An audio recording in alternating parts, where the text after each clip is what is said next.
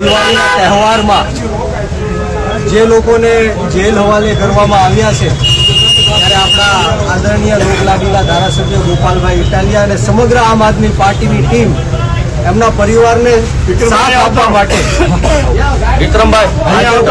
આજે ઉત્સવ છે મનાવવા માટે અને હિંમત આપવા માટે જ્યારે આજે આપણે સૌ અહીંયા ભેગા થયા છીએ ત્યારે આપણે સૌએ આ લોકોને સાથ સહકાર આપવાનો છે, આ લોકોને હિંમત આપવાની છે અને આપણી જે લીગલ સેલની ટીમ છે એ જલ્દીમાં જલ્દી આ લોકોને કઈ રીતના બહાર કાઢી શકે એવા પ્રયત્ન કરી રહી છે। ત્યારે આપ સૌનો હું ખૂબ ખૂબ આભાર વ્યક્ત કરું છું અને આગળની વાત ગોપાલભાઈ રજૂ કરશે એવી વાત કરી।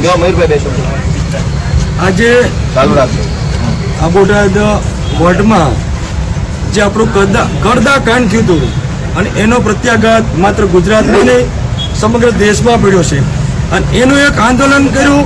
એમાં 300 થી વધારે ખેડૂતોની ધરપકડ થઈ, એમાં 85 જણા વળી અપહર થઈ। અત્યારે એ લોકોને આજે રિમાન્ડ પૂરા થતા અહીં જજીસના બંગલા એ લોકોને રજૂ કર્યા અને અત્યારે કાર્યક્રમ પૂરો થઈ ગયો છે। એ લોકોને ભાવનગર જેલે લઈ ગયા છે। તો હું ત્યારે કહીશ કે આજે ખેડૂતો અત્યારે જેલમાં ગયા છે એ સમગ્ર ગુજરાતના ખેડૂતોનો જે અન્યાય થાય છે ખેતીમાં એના ભાવ માટે એ તમામ અન્યાય સામે મિત્રો જેલમાં ગયા છે। તો આપણે સૌએ અત્યારે દિવાળીનો તહેવાર છે, કાલે બેસતું વર્ષ છે, આપણે સૌએ આપણા પ્રભુ પરમાત્માને એક પ્રાર્થના કરવાની છે કે એના પરિવારના ઘરનો એક સભ્ય આજે સમગ્ર ગુજરાતના 55 લાખ ખેડૂતો માટે મિત્રો જેલમાં ગયા છે। તો આપણે સૌએ એક દીવો કરી અને આ લોકોની માટે આપણે પ્રાર્થના કરવાની છે કે જલ્દીથી આ લોકો રિલીઝ થાય અને પોતાના પરિવારને મળે। આજે આપણને કોઈને સારું નથી કે આપણામાંથી એક સભ્ય જેલમાં ગયો છે પણ એની ક્રાંતિ કોઈ એને જવાની નથી અને જે આપણા ખેડૂતો પર અત્યાચાર થયો છે એનો બદલો આપણે 2027માં મિત્રો લોકશાહીના ઢબે બંધારણીય અધિકાર મુજબ એ મિત્રો લેવાનો છે અને 2027માં આપણી જયારે સરકાર બનશે ત્યારે આ જે પણ આપણા ખેડૂતો પર એક દંડો મિત્રો અત્યાચાર થયો છે એનો 100% આપણે પ્રત્યાઘાત આપણે મિત્રો બદલો લેવાનો છે અને ખેડૂતોને એનો જવાબ આપણે સારી રીતે આપવાનો। આજે દિવાળીનો પવિત્ર તહેવાર છે। આપણા ભારત દેશમાં સૌથી મોટો આપણો તહેવાર એટલે દિવાળીનો તહેવાર। આ દિવાળીના દિવસે અત્યંત દુર્ભાગ્ય સાથે કહેવું પડે કે અમે બધા આટલી વિશાળ સંખ્યામાં દિવાળી ઉજવતા હોવા જોઈતા હતા, ઉત્સાહ મનાવતા હોવા જોઈતા હતા, પરિવાર સાથે ખુશ થતા હોવા જોઈતા હતા, પરંતુ આટલા બધા માણસો પોતાના પરિવારને છોડીને આ બોટાદની અદાલતના ડેલે ઊભા છે। દોસ્તો, કડદો કરનારાઓ અત્યારે એમના બાળ બચ્ચા સાથે ફટાકડા ફોડે છે, કડદાના પૈસાથી ખરીદેલા ફટાકડા ફોડે છે। કડદો કરાવનારાઓ કડદાના પૈસાથી મીઠાઈ ખાય છે અને કડદાનો વિરોધ કરનારા નિર્દોષ ખેડૂતો અત્યારે જેલમાં જાય છે આ દિવાળીના દિવસે। એટલે કેટલી ક્રૂર અને કેટલી ગંભીર ખરાબ બાબત ગણાય ભાઈ કે ગુજરાતના તમામ દારૂ વેચનારા બુટલેગરો ખુશી ખુશીથી એના પરિવાર સાથે દિવાળી મનાવી રહ્યા છે અત્યારે અને હર્ષ સંઘવીનો આભાર માની રહ્યા છે બુટલેગરોને ખુશીથી દિવાળી મનાવવા દેવા બદલ। ગુજરાત આખામાં ડ્રગ્સ વેચનારાઓ પોતાના બાળ બચ્ચા સાથે અત્યારે દિવાળી મનાવી રહ્યા છે। આજે આ દિવાળીનો દિવસ છે। ગુજરાતના વ્યાજ માફિયાઓ હિંચકતા પરિવાર સાથે તહેવાર મનાવી રહ્યા છે। રોડ રસ્તાના નબળા કામો કરી કટકી કરનારા ટેન્ડર માફિયાઓ પોતાના પરિવાર સાથે ખુશી ખુશી બેઠા છે। હપ્તા ઉઘરાવનારાઓ, તોડ કરનારાઓ, કટકી કરનારાઓ બધા જ પોતાના પરિવાર સાથે ખુશી ખુશીથી દિવાળી મનાવી રહ્યા છે। પણ ગુજરાતના ખેડૂતો માટે લડાઈ લડનારાઓ અત્યારે અહીંથી જેલમાં ગયા। એ બતાવે છે કે કેટલું ઘાતકી શાસન ગુજરાતની અંદર છે। આ સમયે બુટલેગર જેલમાં હોવા જોઈએ, માફિયા જેલમાં હોવા જોઈએ, આ સમયે ગુંડાઓ જેલમાં હોવા જોઈએ, એના બદલે ખેડૂતો જેલમાં જઈ રહ્યા છે। એટલે મને એમ લાગે છે કે આ દિવાળી નથી, આ અંધકાર છે અને આ અંધકારને દૂર કરવા માટે ગુજરાતભરના અનેક લોકોએ જાગવું પડશે, પોતાના આત્માને જગાડવો પડશે કે શું આ વ્યાજબી છે।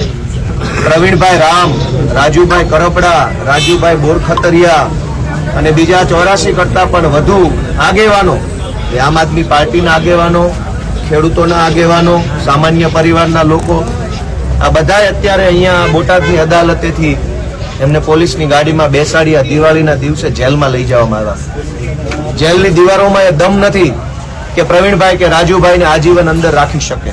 એ અમે જાણીએ છીએ. જેલના લોઢાના સળિયાના લોઢામાં એ તાકાત નથી કે ઈરાદાઓ રાજુભાઈના પ્રવીણભાઈના ઈરાદાઓને તોડી શકે. પોલીસના દંડામાં એ દમ નથી કે ક્રાંતિને આવતી રોકી શકે. અને ભાજપની હલકટ સરકારની સત્તામાં એ પાવર નથી કે અમારી જેવા યુવાનોને ઉભા રાખી શકે, રોકી શકે. અમે લડશું. આ દેશનો આઝાદીનો ઇતિહાસ એવું કહે છે કે લાઠી અને દંડાના ડરથી આઝાદી રોકવાની કોશિશ અંગ્રેજોએ કરી, પણ દંડાના દમથી, બંદૂકના નાલચાના દમથી આઝાદી રોકાઈ નથી. તો આ ખેડૂતો માટેની લડાઈ પણ રોકાશે નહીં. અમારે જે મુશ્કેલીઓ વેઠવી પડશે એ વેઠશું, પીડાઓ વેઠશું. અમે ભગવાનને પ્રાર્થના કરીએ કે અમને ખૂબ બળ આપે, મનોબળ આપે, અમારા પરિવારને એવું બળ આપે કે અમે આ બધું વેઠી શકીએ, સહન કરી શકીએ, જીરવી શકીએ. નવા વર્ષમાં એટલી જ પ્રાર્થના છે કે આ ભાજપની હલકટ સરકારના દમનને જીરવી શકીએ અને એ પછી અમે લડી શકીએ. એવું બળ અમને ભગવાન નવા વર્ષમાં આપે. અમારે સુખ, શાંતિ, સમૃદ્ધિ નથી જોતું, અમારે બળ જોઈએ છે બાંધવા માટે. અમારે સંઘર્ષ કરવા માટેની હિંમત જોઈએ છે. અને હું આજના દિવસે ગુજરાતભરના સૌ ખેડૂતો, સૌ આગેવાનો, અલગ અલગ જ્ઞાતિના બધા જ લોકોને વિનંતી કરું છું કે તમારા દિલ ઉપર હાથ રાખીને વિચારો કે આ રાજુભાઈ કરપડા, પ્રવીણ રામ, આ તો હિન્દુ છે, હિન્દુના દીકરા છે, એમના બાળકો હિન્દુ છે, એમની પત્ની હિન્દુ, એમના માં હિન્દુ છે. હિન્દુ મુસલમાનના નામે રાજનીતિ કરનારા ભાજપના કડદાઓને શરમ આવી કે નાના એવા હિન્દુ બાળક પાસેથી એનો બાપ દિવાળી ઉપર છીનવી લીધો? તો કયા મોટે હિન્દુત્વની વાત કરે છે આ ભાજપના કડદાઓ? કમસે કમ એટલું તે શરમ રાખવી હતી કે આ લોકો દિવાળી પોતાના પરિવાર, બાળકો, પત્ની સાથે મનાવે. હિન્દુઓનો તહેવાર છે, ભારતનો તહેવાર છે. ભારતના હિન્દુઓના તહેવાર નિમિત્તે હિન્દુઓના નાના નાના માસૂમ બાળકો પાસેથી એનો બાપ છીનવી લેનારી આ હરામખોર ભાજપની સરકારને જૂતા મારો. એને કાઢો 2027માં હિન્દુ મુસલમાનનું જે નાટક કરે છે એને ઓળખો. એવી ગુજરાતભરની જનતાને હું વિનંતી કરું છું. આખા વર્ષની અંદર કોઈ પણ ઘટના બને તો કદાચ માણસ એને સહન કરી લે, કોઈ પણ માણસ કોઈ પણ ઘટના સહન કરી લે, પણ તહેવાર બગડે ને એ સહન ન થાય. એમાંય આપણી દિવાળી બગડે, આપણું નવું વર્ષ બગડે, એ જીવીએ ત્યાં સુધી ભૂલાય નહીં એવી ઘટના છે. હું ગુજરાતભરના લોકોને વિનંતી કરું છું કે આ લોકો પ્રવીણ રામ, રાજુ કરપડા અને બીજા 84 જેટલા લોકો, રાજુભાઈ બોરખતરિયા સહિત રમેશભાઈ મેર, આ શું કામ જેલમાં ગયા? દારૂ વેચતા હતા? નહીં. ડ્રગ્સ વેચતા હતા? નહીં. આ લોકો રોડમાં કટકી કરતા હતા? નહીં. પૈસા ખાતા હતા? નહીં. ખેડૂત માટે લડતા હતા એટલે એમની દિવાળી બગડી છે. ગુજરાતના ખેડૂતોની દિવાળી સુધરે એટલા માટે જેમણે પોતાની દિવાળી બગાડી છે, હસતા મોઢે જેલમાં ગયા છે, એવા સૌ બહાદુર લડવૈયાઓને હું ખૂબ ખૂબ શુભેચ્છાઓ દિવાળીની આપું છું કે તમારું આ બલિદાન, તમારા પરિવારનો આ સંઘર્ષ એળે નહીં જાય. અમે બેઠા છીએ અને સત્તામાં બેઠેલા તમામ પટાવાળાઓને એટલું જ કહેવાનું છે કે તમારી સરકારમાં જેટલો દમ હોય એટલો દમ લગાવી દેજો. અમે જોઈએ કે અમારામાં કેટલો દમ છે, અમારી માએ અમને કેવા જણ્યા છે. અમે લડીશું, સંઘર્ષ કરીશું અને આ દિવાળી નવા વર્ષની અંદર સંકલ્પ લઈએ છીએ કે આ નિર્દોષ બાળકો પાસેથી બાપ છીનવી લેનારી ભાજપની સરકારને 27માં ઘર ભેગા કરવા માટે પૂરો જીવ અને જાન લગાડી દઈશું.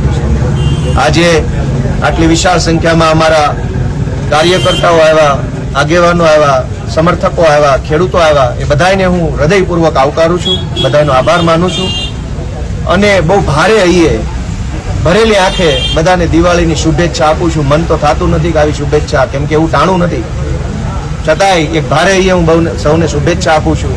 ભગવાન બધાનો આત્મા જગાડે, બધાએ પોતાના મનને ઢંઢોળે અને ગુજરાતભરના કરોડો લોકોની અંદર એક ચેતના આવે, એક જાગૃતિ આવે, ક્રાંતિ આવે, દરેક માણસ બેઠો થાય, હિંમત કરતો થાય અને આ તાનાશાહોને ઉખાડી ફેંકવા માટે દરેક માણસ એક પગલું આગળ ભરે, એવી હું ભગવાનને આ નવા વર્ષમાં પ્રાર્થના કરું છું. જય કિસાન, જય જય.